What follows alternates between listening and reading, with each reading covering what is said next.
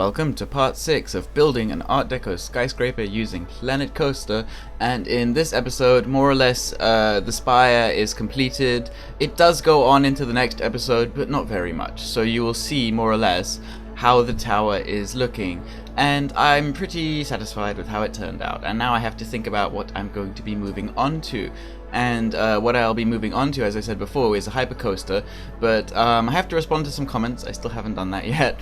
And one of the comments was an idea for a sort of subway system. Yeah, and yes, I had thought about making a sort of subway thing. I just have to really practice a bit with the terrain tools. So I'm going to make a sort of, I think it's just a roller coaster that relies on speed. I can't remember what they're called, but they have the Formula One racing car driver thing, and I'm gonna make one out of that. Go underground with all sorts of drain looking things and make it, he suggested making it look creepy, and I think I might do that.